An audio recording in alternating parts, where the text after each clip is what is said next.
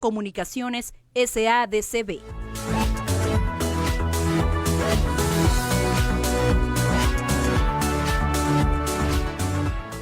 Hola, ¿qué tal? ¿Cómo están? Les saluda Jackie Redondo. Muchísimas gracias por estar con nosotros en Al Grano. Hoy nos acompaña el ministro de la Presidencia, Eval Díaz.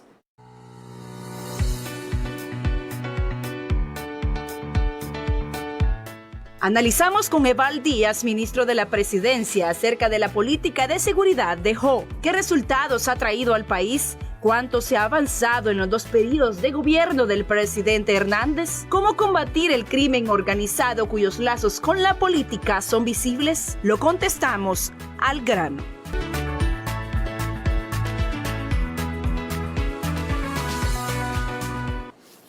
Bueno, ministro de la Presidencia, gracias por estar aquí con nosotros. Al contrario, buenos días y gracias por la invitación. Y creo que el tema que podemos abordar el día de hoy es de mucha relevancia para la vida nacional, porque hace 7, 8 años Honduras estaba calificada como de los países más violentos del mundo. Teníamos a nuestras 2 ciudades, San Pedro Sula y Tegucigalpa, dentro de las 10 ciudades más violentas del mundo.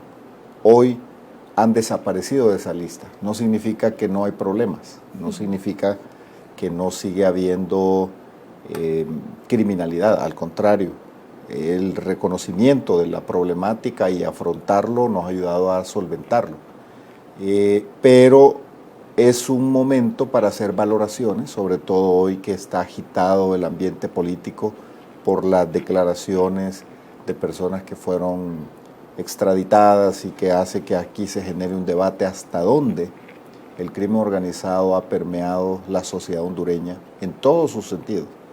Y ese es un debate que creo que la sociedad debe tener, pero lo importante es que sea abordado de manera responsable, de manera objetiva, porque a final de cuentas los hondureños, a pesar de nuestras diferencias, los de izquierda, los de derecha, los de centro, creo que tenemos el deber de debatir y construir políticas públicas que nos ayuden a salvar vidas, porque la criminalidad mata más que el dengue, mata y destruye la institucionalidad y destruye un país.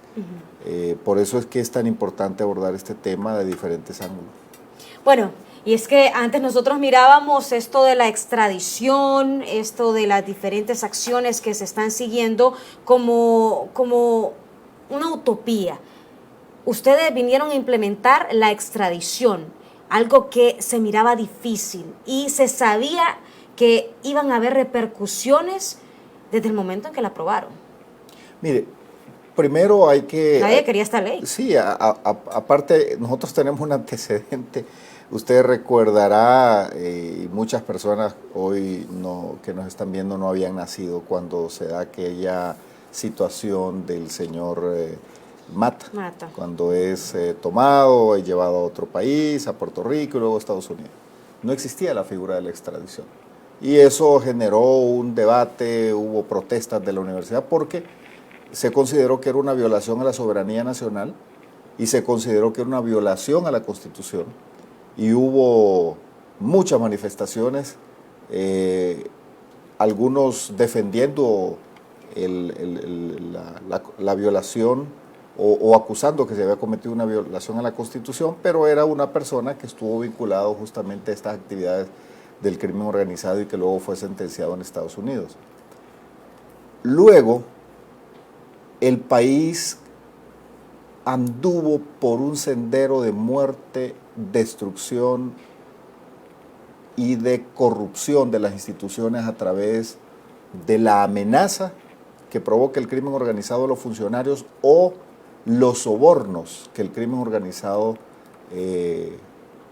también hace en contra de la institucionalidad, porque cuando un criminal de estos, que tiene mucho dinero por la operación que hace, especialmente el narcotráfico, soborna a altos funcionarios, a funcionarios intermedios o a funcionarios de bajo nivel en toda la institucionalidad, ya sea de la policía, del Ministerio Público, del Poder Judicial, del Poder Ejecutivo, del Poder Legislativo y otras instituciones, Estamos frente a una amenaza contra el Estado mismo, contra la existencia misma del Estado.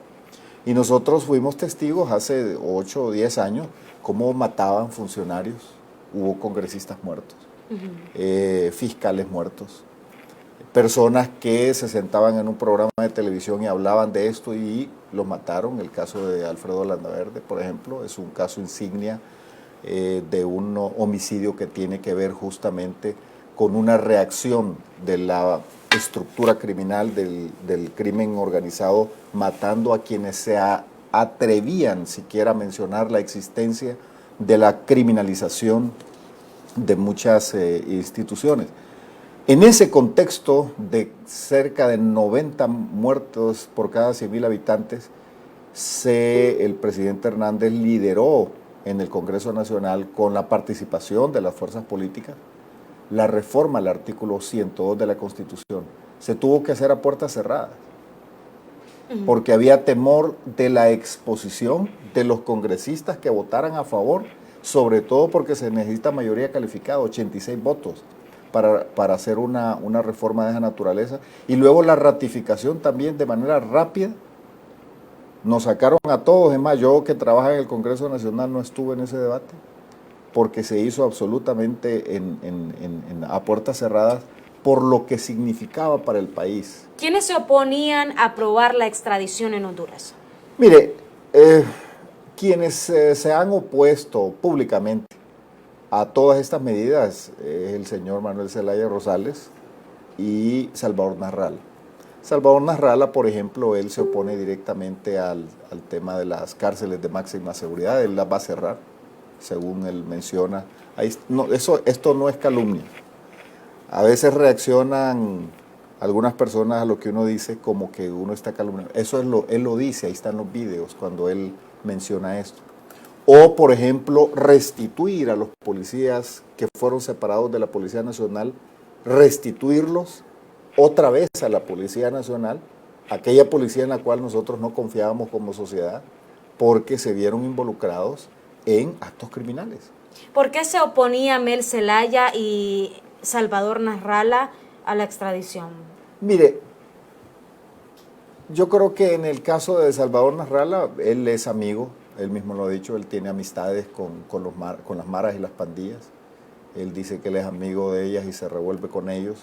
Yo me imagino que estos temas los han de abordar y los han de platicar entre ellos, porque eso hacen los amigos, ¿no? Los amigos hablan de estos temas y él, como amigo de las maras y pandillas, seguramente aborda estos temas de la extradición, aborda los temas de máxima seguridad, de las cárceles de máxima seguridad, aborda los temas de los delitos y las penas en contra de las maras y pandillas que extorsionan a la gente.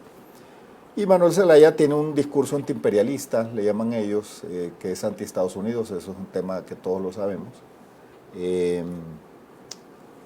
Y es orientado en un tema ideológico,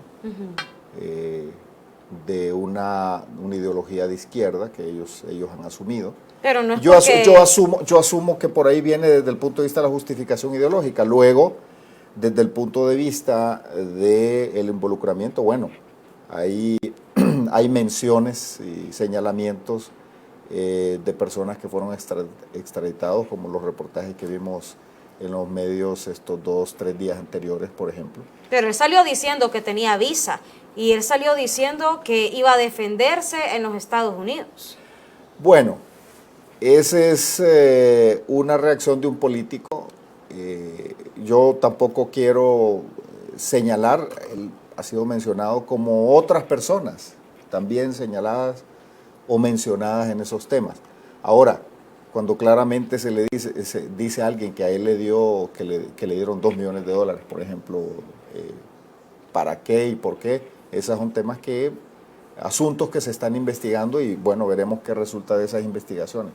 Pero recordemos que también el embajador Ford, el embajador de los Estados Unidos, en un documento secreto que él remite al Departamento de Estado, ahí también manifiesta la desconfianza que tenía de abordar los temas del crimen organizado con el presidente de ese tiempo, que era Manuel Zelaya Rosales. ¿Cree que él está involucrado en esto? Yo hago referencia a cosas objetivas. La especulación creo que, por lo menos en mi forma de actuar, no es un recurso que yo uso. Son cosas objetivas. Los documentos a los que le hago mención existen. Las menciones, las referencias existen, están ahí, no lo dice Valdías. Están ahí y todo el mundo lo conoce. Lo que pasa es que el político a veces juega a que la gente olvida y juega con la memoria de la población. Pero la verdad es que cuando hacemos una relación, podemos decir, por ejemplo, que en el gobierno de Manuel Zelaya Rosales se incrementó exponencialmente, y ahí están los récords y los reportes públicos, el aterrizaje de avionetas que venían del sur cargadas de droga y que iba esa droga hacia Estados Unidos. Y con ello obviamente se dispara la tasa de homicidios y de muertes en Honduras, y el crimen organizado se fortalece, los cárteles se fortalecen y comienzan a apoderarse de regiones de las cuales Honduras perdió control durante un tiempo. Había regiones en el país, zonas en las cuales no había control. El Estado y la policía y las Fuerzas Armadas tenían muy poca penetración. Esas zonas las hemos recuperado. Ahora Honduras tiene soberanía en todo su territorio y no hay una estructura criminal que ponga de rodillas al Estado el día de hoy. Pero eso es gracias a un compromiso político que hubo en el liderazgo político. Yo quiero reconocer que otros partidos han participado también, no solo el Partido Nacional, y que el presidente Hernández, como presidente del Congreso, tuvo la colaboración de otras fuerzas políticas que hoy son oposición, pero que también fueron parte, y eso hay que reconocerlo, y que tuvieron una visión de compromiso con el país, con Honduras. Hay algunos diputados que hoy ya no son diputados, que son personas que operan en otros espacios del Partido Liberal, por ejemplo, que participaron en las reformas, o de la democracia cristiana, o de la unificación democrática, que en ese momento era también presente en el Congreso Nacional, y se hicieron varias reformas. Le menciono, por ejemplo, la más importante que usted hace relación, que es la reforma al 102 de la Constitución para permitir la extradición, y se fueron básicamente los capos más grandes del narcotráfico. Pero también viene la ley de lavado de activos, contra el lavado de activos, la ley de privación de dominio de bienes incautados. Luego en el plano político también, cuando se empieza a ver que el crimen organizado penetró también financiando campañas políticas a todos los niveles, se aprueba la ley de política limpia también, que va orientada a identificar la procedencia de las aportaciones a las campañas políticas, pero también a llevar una contabilidad, una rendición de cuentas. Es decir, hay toda una reforma en materia de seguridad, y luego se crean las fuerzas de seguridad pública. La insignia, la más importante que crea el presidente Hernández, es la Policía Militar del Orden Público. Porque la Policía Militar del Orden Público sirvió y sirve todavía para el combate frontal al crimen organizado, especialmente maras, pandillas, y sobre todo cuando estábamos en un proceso de fortalecimiento de la Policía Nacional, cambiando todos los procesos, haciendo nuevos exámenes y nueva formación de los policías. Estamos llegando a los 20.000 policías cuando el país, según los estándares, necesita 26.000 policías. En aquel tiempo lo que habían era 11.000 policías en los cuales la sociedad no confiaba. Ahí estaban los indicadores. Se dio aquel caso famoso, insignia, de la muerte del hijo de la que en ese momento era la rectora de la universidad, la licenciada Julieta Castellanos, por ejemplo, que sacudió los cimientos de la sociedad hondureña, y esa era la situación que vivíamos. Sí. Hoy las cosas han cambiado, aunque falta mucho por hacer. Ayer yo subí un tuit en mi cuenta personal justamente haciendo referencia que hoy en Honduras podemos decir que es más seguro vivir en Honduras hoy que en Baltimore, en Estados Unidos. Mire, ministro, lo que me dice Wilmer Pineda, y muchas gracias a la gente que nos sintoniza a través del Facebook. Sus preguntas realmente son muy buenas. Ya vamos a trasladar un par de buenas preguntas que me han enviado. ¿Por qué no le pregunta de Pandora? Del caso Pandora, y es que ayer salió un comunicado por parte del Ministerio Público, de la MASI y de la UFESIC, en donde están pidiendo que se les incauten los bienes ya a los políticos que están involucrados en el caso Pandora. Bueno. Y hay quienes mencionan hasta la primera dama. Yo estuve leyendo el documento y en el documento no pude leer el nombre de la primera dama, son 6 páginas, pero no sé si usted tiene información sobre esto. La información que tengo es la que tiene el comunicado y mis comentarios es simplemente que hay que dejar que la justicia opere, que se hagan las investigaciones, que hay imparcialidad en los juicios. Y no tengo más valoraciones que esas.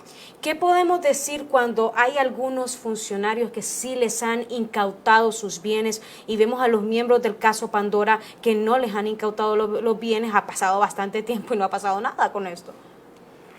Mire, vuelvo a repetir, entrar en valorar temas de actuaciones del Ministerio Público, como del Poder Judicial, para una persona como yo,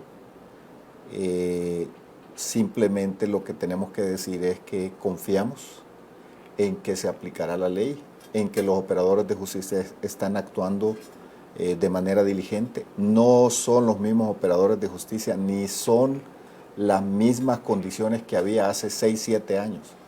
Hace 6, 7 años teníamos una institucionalidad con muy baja confianza de la sociedad hondureña. Hoy los niveles de confianza del pueblo hondureño han subido. Hay muchos que no tienen confianza y hay otros que por motivaciones políticas quieren ver preso a toda la estructura del Partido Nacional, y otros del Partido Nacional que quieren ver preso a tal estructura de Libre, y así hay una rivalidad.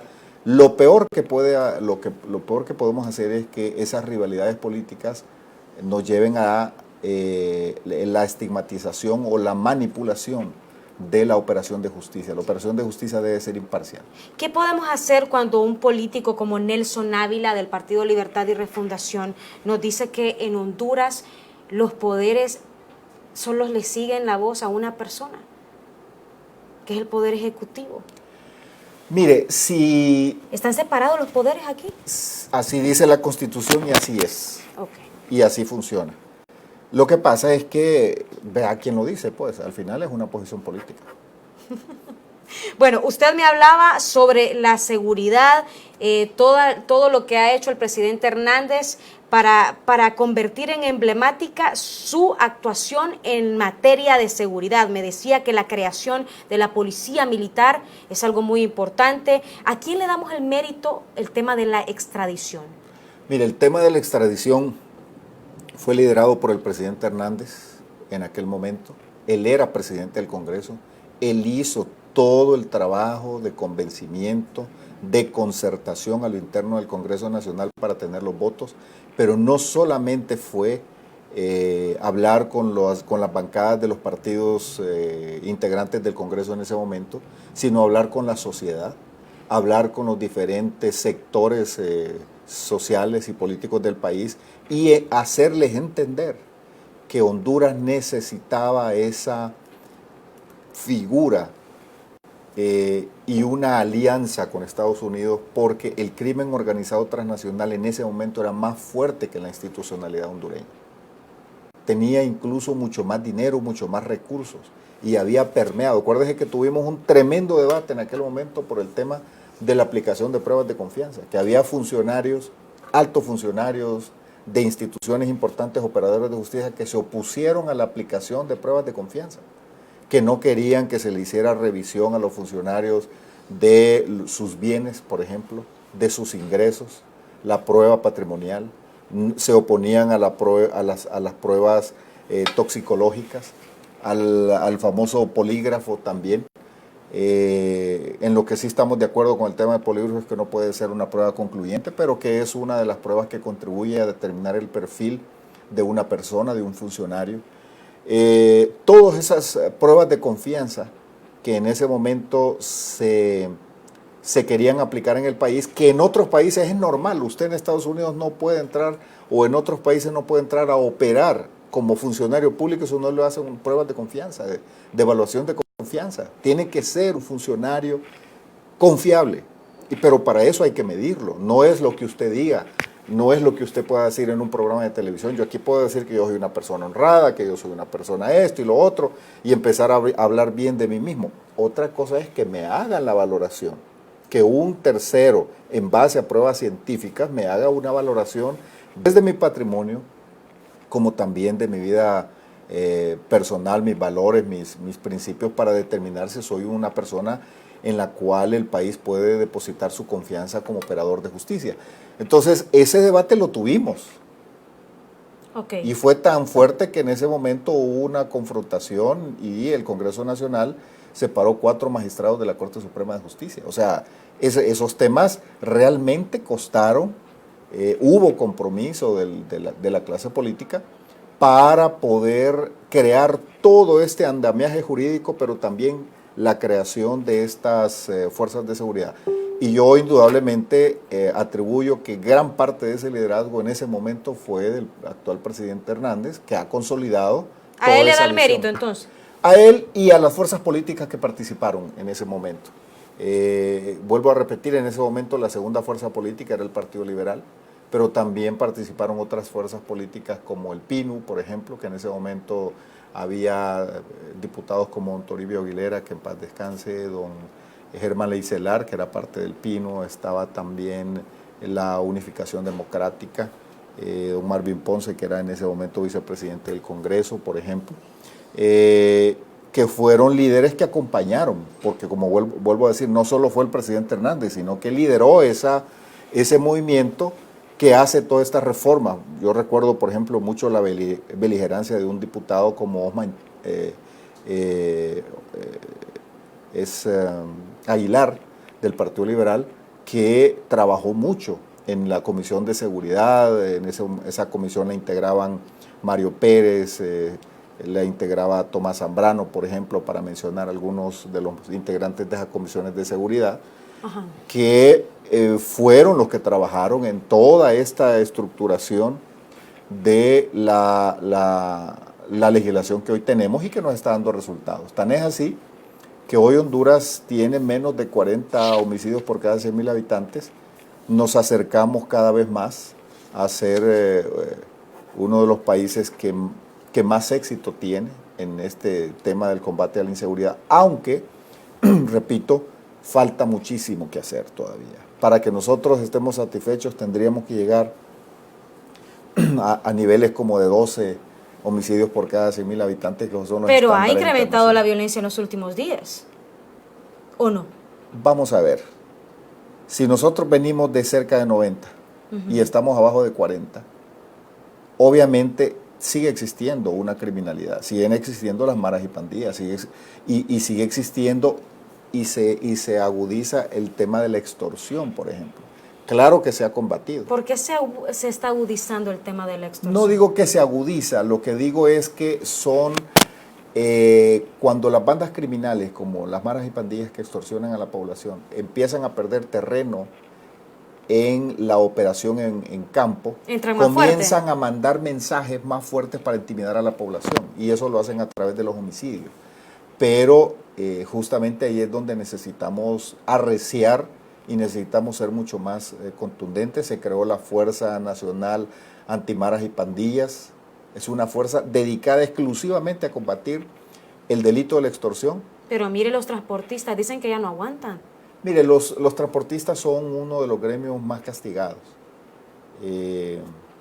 Y hay ciudades que todavía tienen un alto nivel de operación del crimen organizado que extorsiona. La Ceiba, por ejemplo, se ha incrementado en otros lugares. Sin embargo, en términos globales se ha ido mejorando. Yo tengo reuniones con ellos, con el sector transporte, y a mí me han dicho en privado: dígale al presidente, me decían hace algunos años, que no funciona, que nos reunimos y seguimos siendo extorsionados. Hoy me dicen: mire, dígale al presidente que va por buen camino, que estamos sintiendo la mejoría. especialmente algunos sectores de taxi. Me lo han dicho. Mire, dígale al presidente que nosotros antes pagábamos 5 rentas, ahora pagamos menos, algunos ya no pagamos, pero no podemos decirlo públicamente porque nos exponemos a ser víctimas también de esta organización criminal. Yo creo, no es que creo, es que están las mediciones que se ha reducido, pero la reacción virulenta para seguir intimidando a la población a través del mandato de homicidios y atentados contra especialmente transportistas, pero también MIPYMES. Desafortunadamente perdió la vida un miembro de la Fuerza Nacional Antimaras y Pandillas. Nuestro reconocimiento y pésame a su familia. Es decir, es una lucha dura. Esto no es un debate político de micrófonos y de titulares, es una lucha... Así como el que se hizo ayer de los demócratas de Estados Unidos, ¿verdad? Sí, totalmente diferente. Sí. Aquí nos enfrentamos con cosas duras. Aquí estamos hablando de gente que en este momento, en algún lugar está ocurriendo una amenaza de extorsión, en algún barrio, en alguna colonia. Y eso hay que seguirlo atacando. Pero hay zonas, aquí mismo en la capital, hay zonas en las que eran impenetrables antes. Pedregal, por ejemplo. Curiosamente, donde Salvador Narrala lanza su campaña. Donde él tiene sus amigos. ¿Qué le parece si recordamos ese momento que Salvador Narrala dijo que era amigo de los pandilleros? Yo he tenido, por mi trabajo en televisión, oportunidad de trabajar y de relacionarme con gente, mareros, asaltantes, delincuentes.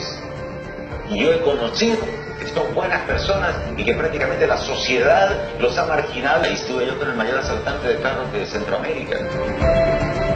Y te voy a decir una cosa, las maras, yo conozco a las maras están haciendo lo que están haciendo porque miran cómo el Congreso se roba a millones los dineros. Y entonces no puede hacer nada contra las maras. No puedo hacer, primer día no puedo hacer nada, gente de las maras es parte de las barras y son amigos que yo los veo ahí y que me protegen y me van a proteger cuando sea presidente porque yo no voy a gobernar para la clase pudiente, voy a gobernar para todas las personas y a ellos no los voy a menospreciar ni los voy a tratar como los tratan actualmente. Mira cómo es la gente. Luis Redondo, lástima que se tuvo que ir. Mira, Luis fue secuestrado por los mareros y todo. Y son amigos de él, amigos que siguen las instrucciones. Por ejemplo, hoy mataron a una persona en San Pedro Sula y están aumentando el número de asesinatos para justificar ante el Congreso de que se necesita más gente. No se necesita más gente en el ejército y en la policía. O sea, que no es para reducir violencia o homicidio. No. Bueno, qué cosa, ¿no? Bueno, mire, ante las declaraciones tan contundentes de Salvador Narrala, es difícil agregarle más. Él confiesa que es amigo, que lo protegen y que si él llega a gobernar el país, ellos van a ser parte de su agenda de trabajo. Yo me imagino a representantes de las maras sentados en el gabinete de gobierno, en el Consejo de Ministros, tomando decisiones. Pero bueno, esas son las valoraciones que el pueblo hondureño hará. Pero esto es peligroso. Esto es peligroso. Lo que Salvador Narrala propone es peligroso para la sociedad hondureña. Y es peligroso, no debemos verlo como un asunto menor. Es peligroso porque todos sabemos que esas organizaciones criminales matan, extorsionan a la gente, extorsionan a la población. Okay. Y tener un político haciendo propuestas de esa naturaleza realmente es un peligro y yo creo que sería un retroceso para el país en temas de seguridad pública si una persona como Salvador Narrala llega a ganar las próximas elecciones. Y es un tema de preocupación como ciudadano y como una persona que también ha participado en todo este esfuerzo de construir no solamente el andamiaje jurídico, sino operativo también, que nos ha ayudado a disminuir los niveles de inseguridad en el país. Necesitamos seguir avanzando, combatiendo la criminalidad, porque el crimen organizado no solamente mata, no solamente atenta contra los ciudadanos, sino que corrompe instituciones. Es una fuente de corrupción. Todos hablamos de la corrupción que se da en la clase política. Pero la corrupción también nace de estas estructuras criminales que sobornan, que pagan o que amenazan para seguir operando en un espacio de impunidad atentando en contra de Pero la población. gente quiere ver a funcionarios corruptos en el pozo. Hasta el momento no hemos visto ningún funcionario, solo a pandilleros hemos visto, pero ningún corrupto en el pozo. Hay muchos condenados. Pero están en el primer temas batallón de corrupción. infantería, ¿no? Algunos de ellos. Yo creo que las cárceles de máxima seguridad deben también tener espacios para que ahí sean recluidos otras personas que son condenados. Ese es un tema que se tiene que ir resolviendo. Ok, nos vamos a ir a una breve pausa comercial, ya regresamos.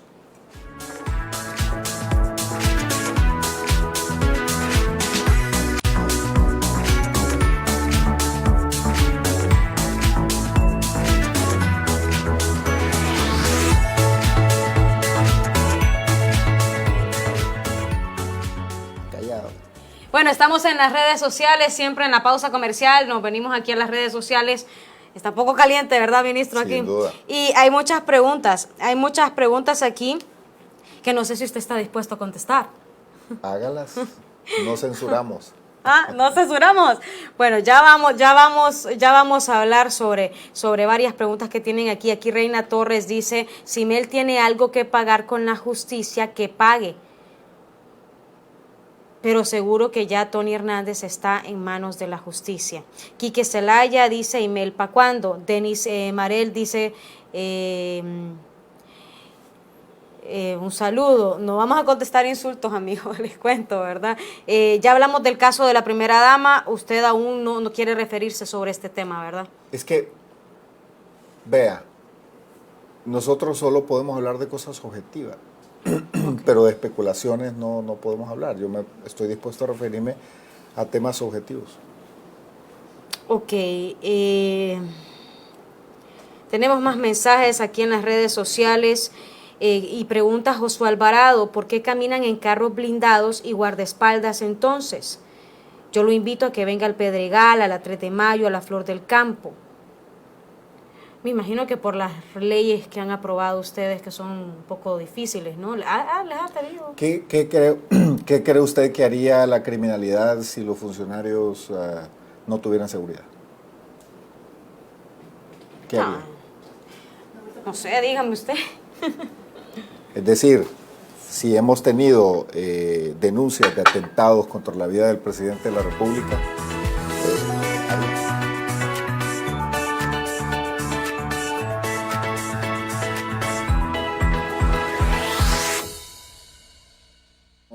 no tengan seguridad, es un tema populista. Hasta en los países más desarrollados, los funcionarios que toman decisiones de carácter político y especialmente en el combate a la criminalidad deben tener seguridad. Bueno, estábamos en las redes sociales, el ministro estaba hablando con la gente en las redes sociales, respondiendo sus preguntas, ya respondió sobre el tema de la primera dama, desde casi el primer bloque nosotros empezamos hablando sobre esto, ya respondió que no iba a emitir juicio, no iba a especular sobre este tema, pero nosotros sí queremos que nos aclare algo. Porque vemos a la misión de apoyo contra la corrupción e impunidad trabajar, pero lo vemos trabajar solo en el gobierno del expresidente Porfirio Lobo Sosa, los funcionarios del expresidente Porfirio Lobo Sosa, la mayoría del Partido Nacional. ¿No van a investigar otros gobiernos? ¿Cuál fue el mandato de la MASI? Mire, yo le puedo hablar del mandato de la MASI, de lo que contiene el convenio, pero cuál es su rol de trabajo y por qué solo aparece orientado o aparenta que solo está orientado a cierto sector, eso es algo que yo creo que ellos deberían responder, no su servidor. Yo no tengo una relación con ellos, simplemente ellos operan bajo el marco del convenio. El convenio dice que ellos son una misión de apoyo a las instituciones públicas, no son una misión que vienen a perseguir, sino que vienen a apoyar a las instituciones para el combate a la corrupción y a la impunidad en el país en 4 áreas: al Ministerio Público, al Poder Judicial, a los operadores de seguridad y también a la prevención de la corrupción, porque donde hay un corrupto hay un corruptor. Lo que pasa es que en este debate de la corrupción, nosotros olvidamos el otro 50% del componente de la corrupción. Donde hay un funcionario corrupto, hay alguien que lo corrompió. Hay alguien a favor de quien actuó. ¿Cómo prevenimos eso? ¿Cómo fortalecemos la institucionalidad que ayude a combatir preventivamente la corrupción? Entonces, en resumen, la MASI vino a ayudar a fortalecer las instituciones, no a quedarse y adquirir carta de ciudadanía y hacer ella misma un trabajo. Creo que el vocero anterior, Luis Marrey, hizo una función muy clara y definió muy bien su posición, que la misión era apoyo al Ministerio Público, apoyo al Poder Judicial. Van a evaluar la verdad ahora. Tiene que evaluarse. ¿Y si no pasa la evaluación?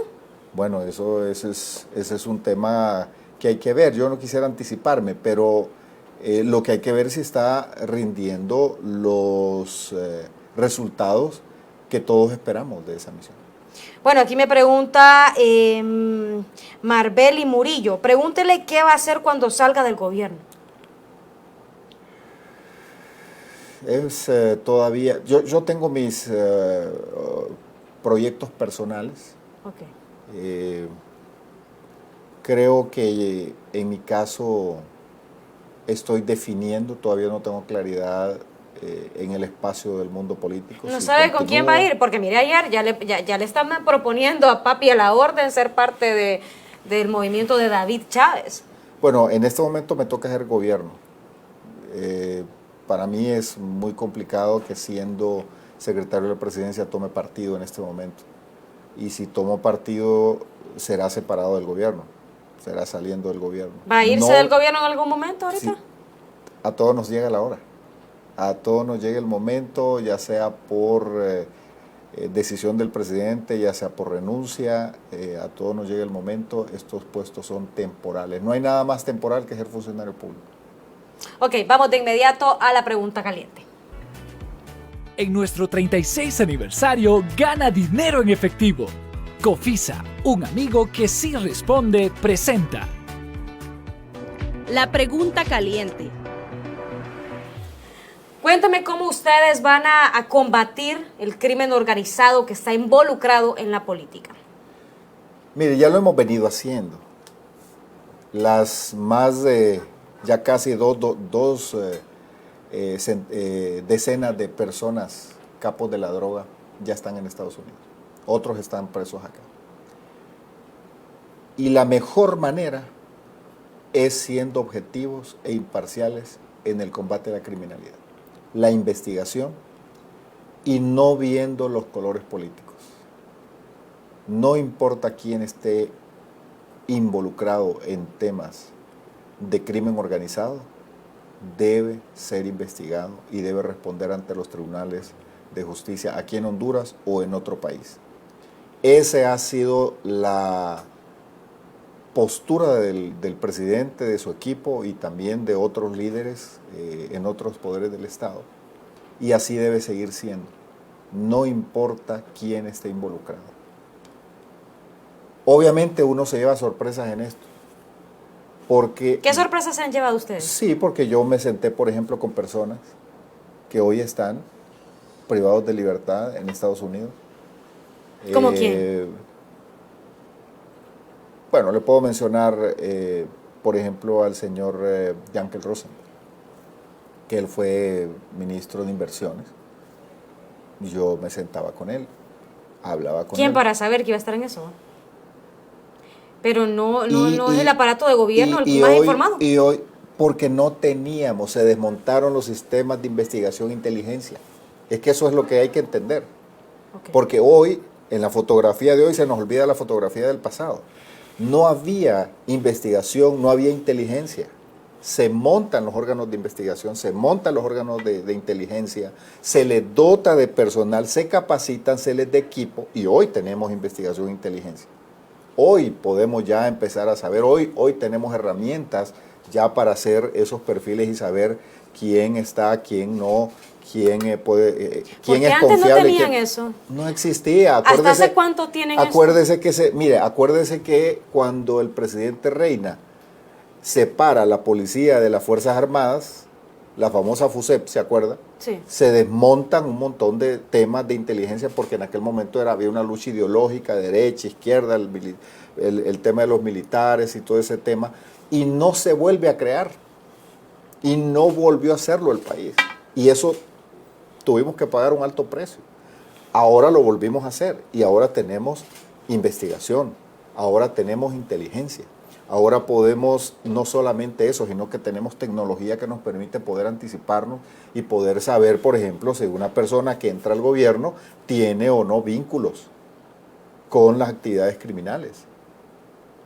A mí me hacen exámenes. ¿De diputados ustedes se daban cuenta antes? Cuando ya empezaron a surgir, cuando empiezan a surgir ya las investigaciones, pues ya empieza a darse cuenta. Ahora la Policía Nacional, ahora el Ministerio Público tiene más herramientas y más recursos que antes para poder investigar quiénes están involucrados o no en actividades criminales. Ahora puede revisarse sus cuentas. A mí, por ejemplo, nosotros todos los funcionarios estamos en una categoría de revisión especial. Ahora cada movimiento que hace de una cuenta a otra, aunque sea de sus mismas cuentas, hay un examen exhaustivo, diferente al que le hacen a usted. A nosotros nos tienen con el ojo puesto, viendo nuestros movimientos, a todos los que tenemos posiciones en el Estado, no solamente en el Poder Ejecutivo, sino que en el Estado, en las diferentes instituciones. Entonces, y ese es un tema que antes no existía, antes era libre y por eso había tanto lavado de activos, no había legislación, no había una institucionalidad que respondiera a ese escrutinio que se debe hacer del patrimonio de cada persona. Bueno, esta fue la pregunta caliente gracias a Cofisa. En nuestro 36 aniversario, gana dinero en efectivo. Cofisa, un amigo que sí responde, presentó. La pregunta caliente.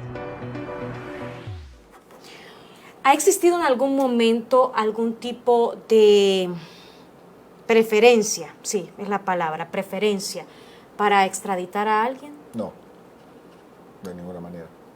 Cuando llega una solicitud de extradición, se le da el trámite de ley y se ejecuta. Pero no hay a este sí, a este no.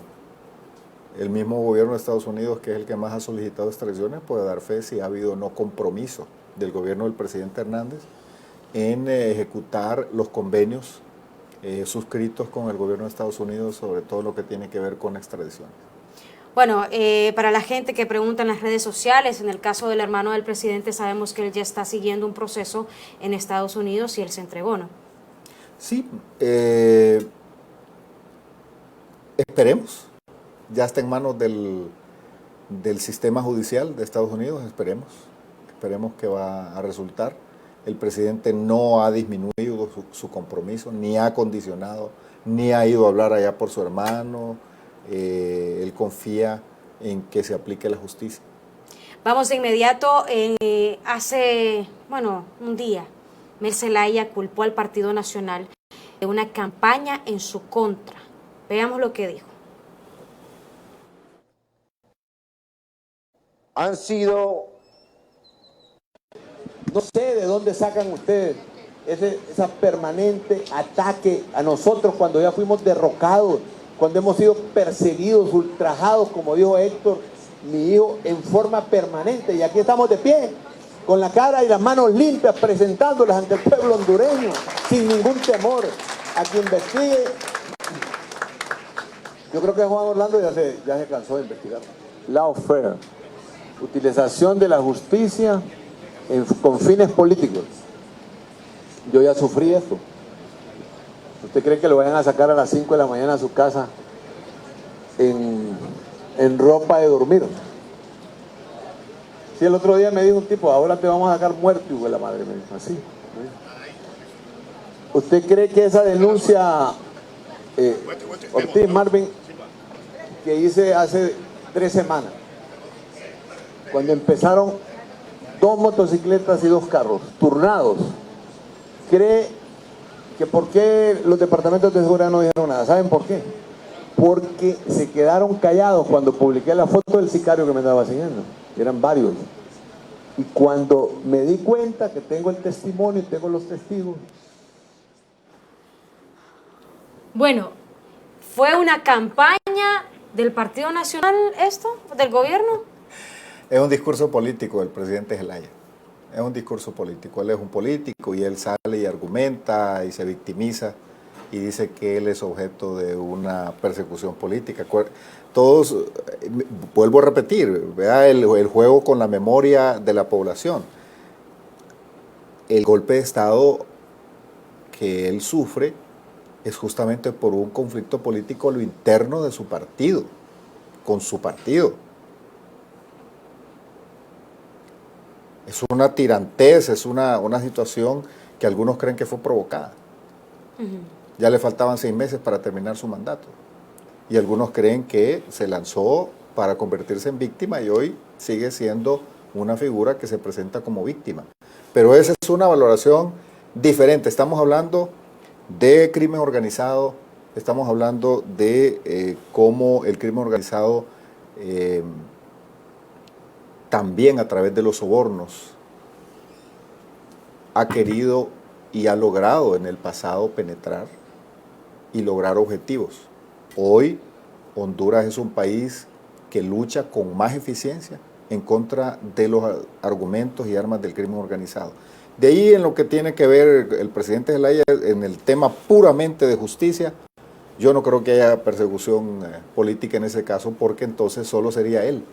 Pero aquí hay una cantidad de personas involucradas y todos los que en el pasado participaron en la administración pública, como los que hoy participamos en la administración pública, por ley hay una rendición de cuentas. Entonces a eso no se le debe llamar persecución política. Él dice que ya están cansados ustedes de investigarlo. Es que a nosotros no nos compete investigarlo. En todo caso es al Ministerio Público. Y lo que salió en el periódico no es un tema que se ventila aquí en el ámbito nacional. Es una situación que se dio allá en las Cortes de Estados Unidos. Así que no tiene, a menos que Mel Zelaya reconozca que el Partido Nacional tiene un tanto poder que puede inclusive ejercer esa influencia en la justicia de Estados Unidos. Ok, nos vamos a una breve pausa comercial, ya regresamos.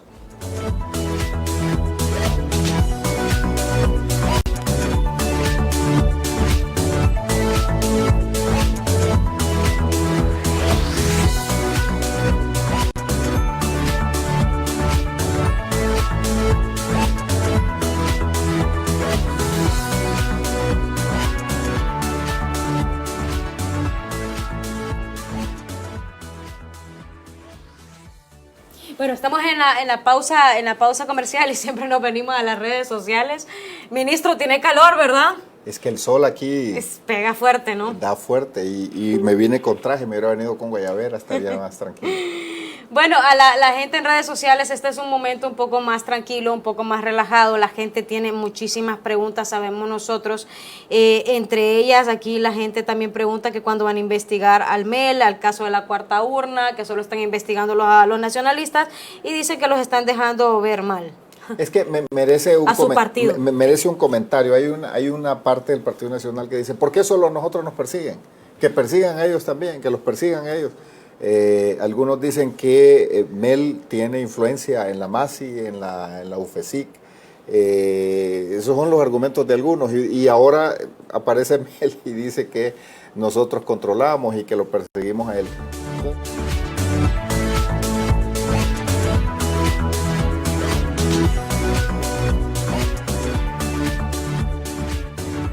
Bueno, estábamos conversando con nuestros amigos de las redes sociales, que hay muchos que se preguntan que por qué solo los del Partido Nacional son los que caen ahí.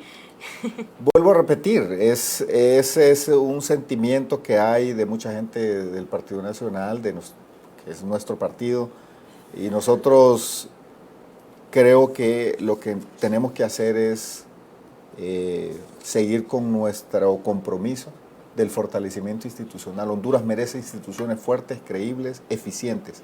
Hay que seguir fortaleciendo el Ministerio Público, hay que seguir fortaleciendo el Poder Judicial, hay que seguir fortaleciendo la Policía Nacional, los órganos de investigación e inteligencia que antes no teníamos, y que cada día debemos ir comprometiéndonos a fortalecerlos.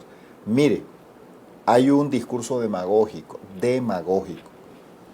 especialmente de la oposición. Miren el presupuesto que se le da a seguridad y el presupuesto que se le da a salud y educación. ¿Cuánto es? Qué error como país el haber olvidado la seguridad. Qué error. Porque la criminalidad mata más. Solo veamos los números de la criminalidad y las consecuencias que tiene la pobreza en el debilitamiento del Estado, las oportunidades que se pierden y lo que significa el deterioro en la calidad de vida de los hondureños, la criminalidad. Yo creo que no se dimensiona bien. Conclusión, la seguridad ustedes es una inversión. ¿Están invirtiendo más en seguridad porque mata más que cualquier otra enfermedad? No, porque el país lo merece. El país merece y necesita tener un sistema de seguridad y hay que invertir en seguridad. Ahora, también salud, también educación. Mire que estamos en emergencia. Pero por supuesto que los presupuestos de salud y educación son muy superiores a los de seguridad. Ok. Su último mensaje es ese para la población. No, nuestro mensaje es que la salud, la educación, la seguridad pública son prioridades. Olvidar cualquiera de ellos es un error. Y fue un error en el pasado olvidar el tema de seguridad pública. Ese fue un compromiso que hizo el presidente Hernández. Yo creo firmemente que la gente votó por Juan Orlando Hernández por dos cosas, fundamentalmente. Por su compromiso con el tema de la seguridad pública y también por los programas sociales como el programa Vida Mejor. Esos son los dos programas. Claro, no digo que lo demás no es relevante. Todo el sistema de carreteras que el presidente ha impulsado y todo el ordenamiento macroeconómico y otros. ¿Medicinas en los hospitales? Hoy hay medicinas en los hospitales. Yo personalmente he ido a hospitales. El presidente nos ha mandado a verificar si efectivamente los medicamentos hay. Por ejemplo, estuve en el hospital San Isidro de Tocoa, Colón, y fuimos a verificar y efectivamente la dotación de medicamentos es una realidad.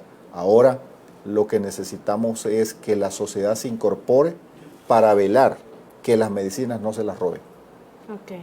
Porque de nada sirve que el gobierno llene los almacenes de los hospitales, de los centros de salud, de medicina y que haga inversión multimillonaria comprando medicamentos si de ahí se los roban, si de ahí el personal no es celoso y las mafias extraen y le dicen a la gente no hay medicamento, pero en realidad es que están haciendo otro tipo de uso. Necesitamos fortalecer el control para que no se sigan perdiendo los medicamentos. Bueno, muchísimas gracias, ministro de la Presidencia, por haber estado aquí con nosotros y también muchas gracias a todos ustedes por su sintonía.